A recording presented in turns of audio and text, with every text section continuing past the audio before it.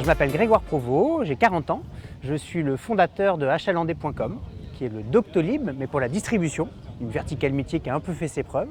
Moi, j'ai un passé dans l'univers à la fois de la distribution, puisque j'ai commencé en vendant des couches, et j'étais vendeur, puis je gérais des vendeurs, et puis d'autres carrières dans le retail.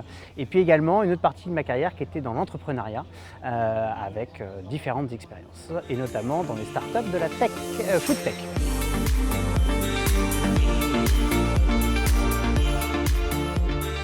Aujourd'hui, tout le monde connaît Coca-Cola.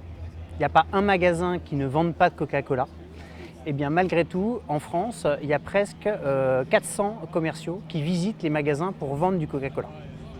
Donc ce marché des représentants, des commerciaux qui visitent les magasins, qui vont voir des chefs de rayon, des directeurs, c'est un marché de 140 000 représentants en France, notamment dans les grandes surfaces alimentaires. Et en fait, la vocation d'Achalandais, c'est faire gagner du temps et de la productivité et du chiffre d'affaires pour ces gens-là. Pourquoi ? Parce que c'est un marché qui est malheureusement peu organisé en termes de prise de rendez-vous et ça génère globalement des pertes de temps et d'efficacité pour chacune des deux parties. À savoir les représentants, ils sont amenés à venir dans des magasins alors qu'ils ne sont pas attendus et il faut savoir qu'une visite ça coûte à peu près 100 € à chaque fois que quelqu'un vient. Et donc c'est une perte de productivité d'à peu près 15 000 € par an. Et puis de l'autre côté, vous avez les gens dans les magasins qui se font interrompre tout le temps, qui reçoivent de nombreux appels pour organiser des rendez-vous qui sont des fois pertinents et des fois d'autres qui ne sont pas.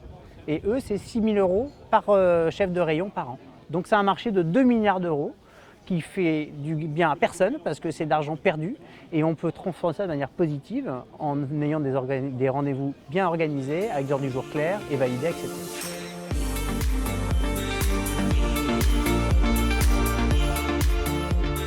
Le Start for Good Challenge, mon premier objectif, c'est déjà de pouvoir rentrer en contact avec des investisseurs qui connaissent cet univers, si possible, du retail, de la tech, puisque nous, c'est notre univers. On est un sujet de retail tech, avec un domaine que tout le monde connaît, qui est prendre des rendez-vous, et nous accompagner dans notre croissance. Voilà. Moi, j'étais très content ce matin, parce que déjà, je venais jouer au golf, mais hier, j'ai fait une belle journée. On a eu 17 nouveaux magasins, on a eu 35 représentants. Et puis pour ça, pour que ça continue tous les jours, il nous faut un peu d'essence dans le moteur. Et l'essence de le moteur, c'est les fonds. Et aujourd'hui, il y a beaucoup de fonds d'investissement, beaucoup d'investisseurs, de business angels. Et puis je vais leur donner envie d'investir pour s'y retrouver dans quelques années avec une belle sortie.